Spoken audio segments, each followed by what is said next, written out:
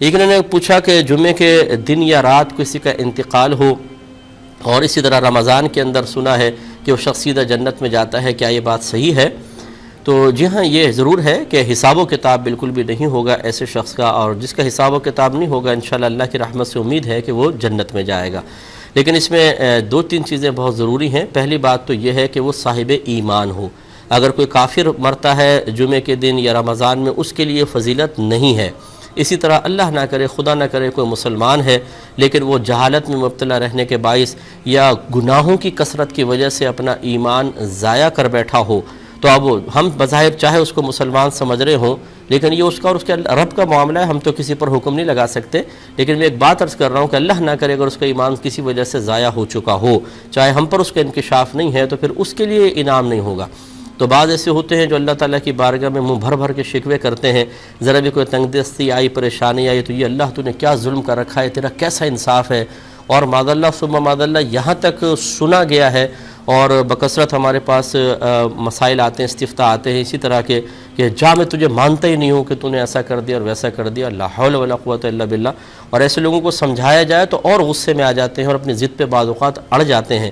اب یہ اگر نام کیا ہے جی، چراغ دین، اور یہ حرکت یہ ہے اس کی، اور پھر اس کا انتقال ہو جائے جمعے میں یا رمضان میں، تو جب تک اعلانیہ طور پر اس نے توبہ نہ کی ہو، یاد رکھیں کہ اس کے لیے تو بخشش و مغفرت کے دروازے بظاہر بند ہی نظر آتے ہیں۔ Wake up to reality. جمعے کے دن مرنے والے شخص کو لوگ کہتے ہیں اسے قبر میں حساب نہیں ہوتا۔ بھائی سب سے پہلے اعمال ہیں، یہ سب چیزیں فضائل میں آتی ہیں کہ جمعے کے دن مرنے کی فضیلت ہے بس، باقی یہ نہیں کہ وہ چوری بھی کی، زنا بھی کیا اور ماں باپ کو بھی ستاتا رہا تو صرف جمعے کو مرنے سے سب کچھ صاف ہو جائے گا، ایسا قرآن و سنت سے ہمیں پتہ نہیں چلتا۔ آپ ستاتے رہے، سود کھاتے رہے، زنا کرتے رہے، 27ویں رات کو بھی مریں گے تو چترول لگیں گے قبر میں، کیونکہ قرآن نے سب سے زیادہ فوکس کیا ہے عمل کو۔ اگر صرف جمعہ ہفتے سے کام چل جاتا تو یہ پیغمبروں نے جو اتنی تکلیفیں اٹھائی ہیں یہ نہ اٹھاتے، بس پیغمبر دنیا سے یہ کہہ کے چلے جاتے کہ تمام حضرات کوشش کریں جمعے کو مریں، وہ بس۔ یتیموں کے حقوق، اور یتیم کا مال جو کھاتے ہیں آگ کے انگارے کھا رہے ہیں، اور زنا پر جو سزائیں رجم کی اور کوڑے لگنے کی اور آگ کی وعیدیں، اور ماں باپ کو ستانے والے کی بخشش نہیں ہوگی، وہ عورت جو شوہر کی ناشکری ہو، یہ سب ختم ہو جاتی نا۔ جیسے حدیث میں آتا نا کولونجی میں ہر بیماری کی شفا ہے، تو اس کا یہ مطلب نہیں ہے کہ اب ڈاکٹر کے پاس جانے کی ضرورت ہی نہیں ہے۔ سنا مکھی میں ہر بیماری کی شفا ہے، تو اب کرونا میں بس سنا مکھیاں کھلا کھلا کے، باقی ساری ویکسین جو تیار ہو رہی ہے، یہ جو دنیا، یہ سب، یہ تو نبی نے نہیں ایسے کیا۔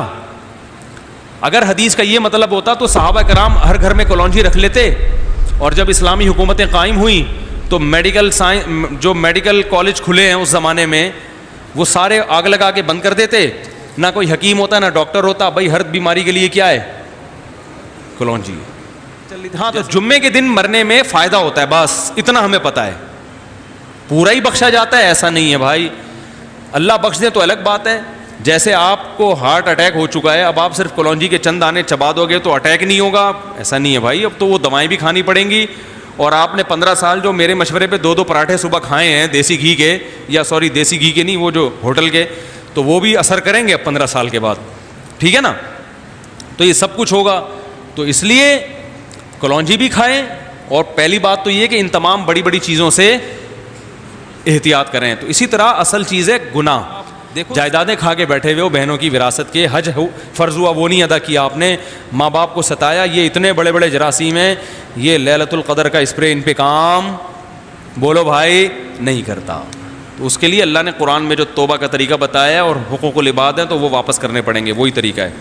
کسی نے پوچھا، لوگ کہتے ہیں کہ رمضان کے مہینے میں اور جمعہ کے روز اگر کسی شخص کی وفات ہوتی ہے تو وہ سیدھے جنت میں چلا جاتا ہے یا قیامت تک اس پر عذاب نہیں ہوتا؟ برائے مہربانی قرآن حدیث کی روشنی میں اس کو سمجھائیے۔ تو سب سے پہلی چیز تو یاد رکھ لیجئے، رمضان کے مہینے میں جو انتقال کر جائے سیدھے جنت میں جاتا ہے، ایسی کوئی روایت نہیں آتی، حدیث میں ایسی حدیث نہیں ہے۔ جو حدیث کے الفاظ وہ یوں ہیں کہ رمضان کے مہینے میں جنت کے پورے دروازے کھلے ہوتے ہیں اور جہنم کے پورے بند ہوتے ہیں۔ تو اس سے کچھ لوگ استدلال کر لیتے ہیں کہ جب پورے جنت کے کھلے اور جہنم کے بند ہے مطلب سیدھے جنت میں جا رہا، لیکن محدثین لکھتے ہیں جو جنت کے دروازے پورے بند اور جہنم کے جنت کے پورے کھلے اور جہنم کے بند ہیں، یہ اس اعتبار سے کہ رمضان کا مہینہ وہ مہینہ ہے جس میں جہنم بند ہے مسلمانوں، نیکی کر کے مغفرت کرا لو، یہ معنی میں ہے وہ، یہ معنی میں ہے وہ کہ نیکی کر لو، جیسا رسول اللہ کی وہ بددعا یا دعا، بہرحال جو بھی آپ سمجھے، حاکم کی روایت آپ نے کہا لعنت، ہلاکت، بربادی، ویل اور برائی اس شخص پہ ہو جو رمضان کا مہینہ پائے اور اپنی مغفرت نہ کرا سکے اس میں. تو مطلب رمضان کا مہینہ اتنی اہمیت کا حامل ہے، وہ مغفرت کرا سکتا ہے آپ کی، اس میں ایسے اعمال کرے کہ مغفرت، بہرحال اب تو 3 دن ہی باقی ہے، بہرحال اللہ سے خوب گڑائیے، توبہ کیجیے، بھی ہمارے لیے کافی ہے 3 دن بھی بہرحال. تو اس کا معنی وہ لوگ کہتے ہیں چونکہ جنت کے دروازے کھلے، حدیث میں الفاظ آتا ہے جہنم کی بند تو سیدھے جائیں گا، لیکن حدیث میں یہ الفاظ نہیں کہ سیدھے جنت میں جاتا ہے، کہیں بھی نہیں. یہ ہاں ضرور ہے جنت کے کھلے جہنم کی بند ہے، مطلب یہ کہ اس طرح سے. لیکن ایک کوئی بھی انسان اگر رمضان میں مرتا ہے وہ اس کے اعمال کے اعتبار سے ہوگا، اس میں کہیں فضیلت نہیں ہے کہ اسے خبر کا عذاب نہیں ہوگا، اس کو سیدھے جنت ملیں گے، ایسے الفاظ کہیں نہیں ہیں. ہاں ایک اعلان ہے، ایک علامت بتائی جا رہی ہے کہ یہ وہ مہینہ ہے جس میں مغفرت ہو سکتی ہے، تو کروا لو، اس معنی میں ہو. اب جہاں تک سوال یہ تھا کہ جمعہ کے دن، تو ہاں جمعہ کے دن کے تعلق سے روایت آتی ہے، رسول اللہ نے فرمایا جو جمعہ کے دن یا رات، جمعہ اور رات پہلے آتی شریعت میں، آج ہم 27 کی رات منا رہے ہیں، کل 27 کا دن ہے، ٹھیک ہے، ورنہ ہمارے انگلش اس میں ذرا الٹا ہوتا ہے، کنفیوزنگ ہوتا ہے، ٹھیک ہے. تو رسول اللہ فرمایا جو جمعے کی رات، مطلب جمعرات کو جو گزر کے رات آتی ہے ہمارے اعتبار سے، اور جمعے کے دن انتقال کر جائے، اس کو قبر کا عذاب وہ نہیں ہوتا آخر تک. ہاں حساب و کتاب ہوگا اس کا، سیدھے نہیں جائیں گا، وہ بھی حساب و کتاب ہوگا، لیکن یہ جو عذاب ہے اس سے بچ گیا جو بیچ میں ہونے والا تھا اس پر.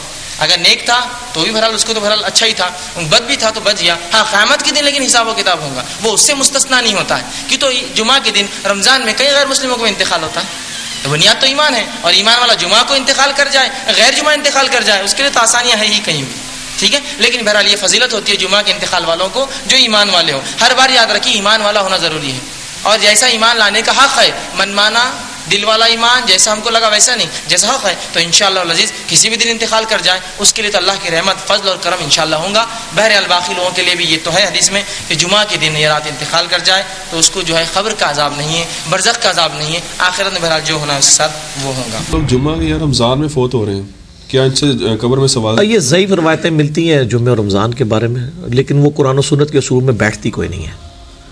حساب تو بہرحال ہونا ہی ہے، حساب کے بعد ہی یعنی ہر شخص کو قبر میں آزمایا جانا ہے، سیدھی سی بات ہے.